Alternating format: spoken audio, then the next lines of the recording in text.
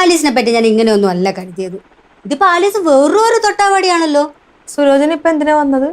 അല്ല, നിങ്ങൾ തമ്മിൽ ഭയങ്കര വഴക്കാണെന്ന് പറഞ്ഞു. ഒരു കുടുംബമാകുമ്പോ വഴക്കൊക്കെ ഉണ്ടാവും, പക്ഷെ അതേ സ്പീഡിൽ തന്നെ അത് മാറുകയും വേണം. എന്താ കാര്യം എന്ന് അറിഞ്ഞാലേ സുലോചന ഇപ്പൊ സംസാരിച്ച പോലെ ആയിരിക്കത്തില്ല സംസാരിക്കുന്നത്. എന്തോ ആയിക്കോട്ടെ, നമുക്ക് പരിഹാരം ഉണ്ടാക്കാവുന്നേ.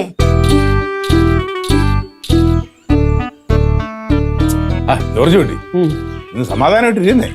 ഇവിടെ അകത്ത് പോയിരിക്കണ സുലുവാണ്. അവളൊരു കാര്യമായിട്ട് എടുത്തു കഴിഞ്ഞാൽ നടത്തിയിട്ടേ വരുള്ളൂ. നിനക്ക് അങ്ങനെയൊക്കെ പറയാം.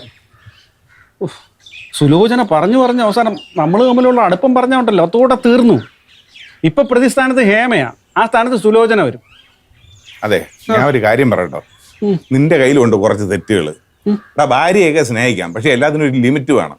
ഇതൊരുമാതിരി കൊച്ചു പിള്ളേരായിട്ട് കൊഞ്ചിക്കും പോലെയല്ലേ നീ അവളായിട്ട് കൊഞ്ചിക്കണത്. എങ്ങനെ തലയിൽ കയറാതിരിക്കും?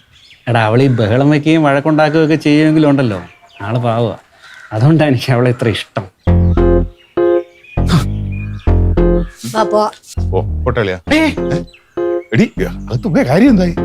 ആലീസ് പറയാനുള്ളതൊക്കെ എന്നോട് പറഞ്ഞിട്ടുണ്ട്. എന്തു പറഞ്ഞു?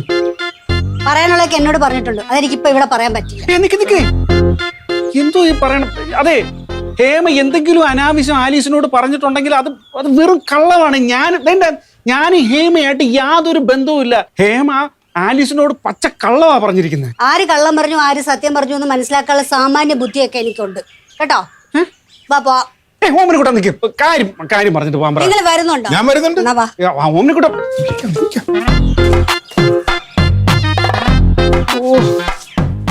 എന്തോ കാര്യമായിട്ടുള്ള പ്രശ്നമാണല്ലോ. എന്തായിരിക്കും?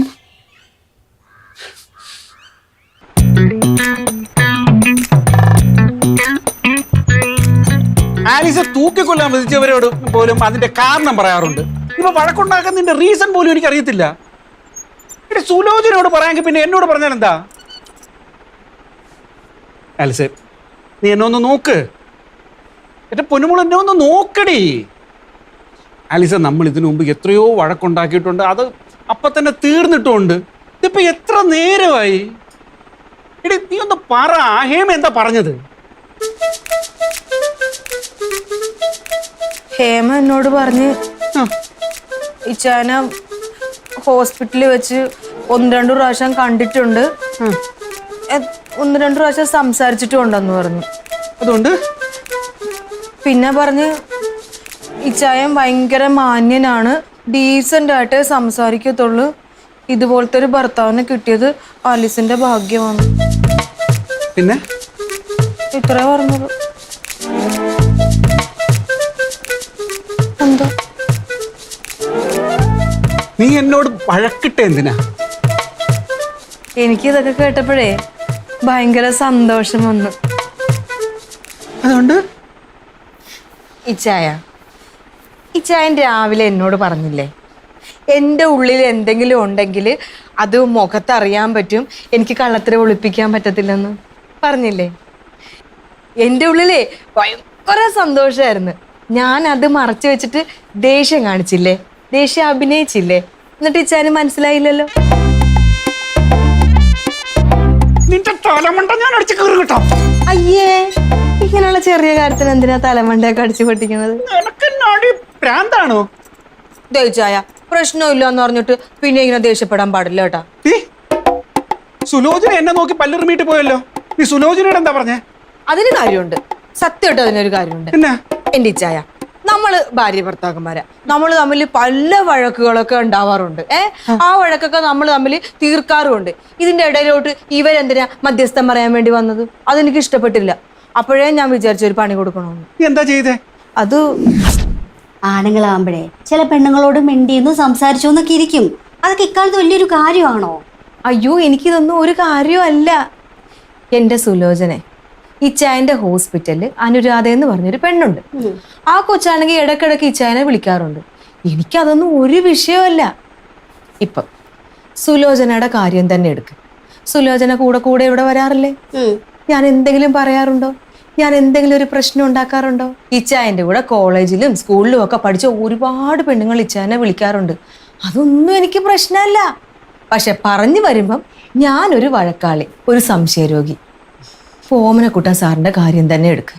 കഴിഞ്ഞ ആഴ്ച ഞാൻ പള്ളിയിൽ പോയിട്ട് തിരിച്ചു വരുമ്പോഴേ സാറിനെ ആ സ്കൂളിന്റെ അവിടെ വെച്ച് കണ്ടായിരുന്നു. ബൈക്കിന്റെ പുറകിൽ ഒരു പെങ്കൊച്ചു ഉണ്ടായിരുന്നു. അല്ല, ഒരു വണ്ടി നിർത്തി അപ്പുറത്ത് കാണുന്ന ഐസ്ക്രീം പാർലറിലോട്ട് കയറിപ്പോയി. സുലോചന, എനിക്ക് വേണമെങ്കിൽ ഇത് സുലോചനനെ വിളിച്ചു പറയായിരുന്നു. ഞാൻ പറഞ്ഞോ? ഞാൻ പറഞ്ഞില്ല. ഇതെന്നാ പറഞ്ഞേ? കഴിഞ്ഞ ഞായറാഴ്ച. ഞാൻ എന്തുകൊണ്ടാ പറയാഞ്ഞത്? എനിക്ക് ഈ ഓമനക്കുട്ടൻ സാറിനെ അറിയാം. സാറിന് സുലോചനയുള്ള സ്നേഹം അറിയാം. അങ്ങനെയുള്ള ഒരാൾ കള്ളത്തരം കാണിക്കുമോ? ഇല്ല. പക്ഷെ ഇച്ചായൻ അങ്ങനെയല്ല. ഇച്ചായനെ സ്നേഹം പ്രകടിപ്പിക്കത്തില്ല, പക്ഷെ സാറ് പ്രകടിപ്പിക്കും. അതുകൊണ്ടല്ലേ കഴിഞ്ഞ ദിവസം ലക്ഷ്മി ടെക്സ്റ്റൈൽസിൽ നിന്ന് സാരിയും ചുരിദാറും ഒക്കെ വാങ്ങിച്ചു തന്നത്? എവിടെ തന്നാ പറഞ്ഞേ? ലക്ഷ്മി ടെക്സ്റ്റൈൽസിൽ നിന്ന്. ഞാനവിടെ നിൽക്കുന്നുണ്ടായിരുന്നു. ഓ, എന്തൊരു പർച്ചേസ് ആയിരുന്നു. എന്റെ കണ്ണ് തള്ളിപ്പോയി. എന്തോരം കാശാ പൊടിച്ചത്. അതാണ് സ്നേഹം. ദേ, ആ സ്നേഹം ഈ ഇച്ചായൻ ഇല്ലെന്നാ ഞാൻ പറഞ്ഞത്. അപ്പൊ ശരി, ഞങ്ങൾ ഇറങ്ങട്ടെ. അലിസ് വിഷമിക്കണ്ട. അയ്യോ, ഒരു ചായ കുടിച്ചിട്ട് പോവാം. വേണ്ട, ഇപ്പൊ എനിക്ക് ചായ കുടിക്കാൻ പറ്റിയ മൂടല്ല. ഇറങ്ങട്ടെ. ശരി എന്നാ. അയ്യോ, ആശ്വസിപ്പിക്കാൻ വന്നേക്കുന്നു. എന്റെ കർത്താവേ, നിന്നെ എന്നാണ് ഈ ചെയ്യേണ്ടത്? അപ്പൊ ആ വീട്ടിലെ അവസ്ഥ എന്തായിരിക്കും? ഒരക്ഷരം മിണ്ടി പോരുത്. നിങ്ങൾ ഇത്രയും വൃത്തിയായിട്ടാണെന്ന് ഞാൻ സ്വപ്നത്തിൽ പോലും കരുതിയില്ല. കണ്ട പെണ്ണുങ്ങളെ കൊണ്ട് ഊരി ചുറ്റാ പോയിരിക്കുന്നു. ഐസ്ക്രീം വാങ്ങി കൊടുക്കുന്നു, സാരി വാങ്ങി കൊടുക്കുന്നു, ചുരിദാർ വാങ്ങി കൊടുക്കുന്നു. എന്റെ പൊന്നു സുലോചന, നീ ഇതെന്തോന്നൊക്കെ പറയണത്?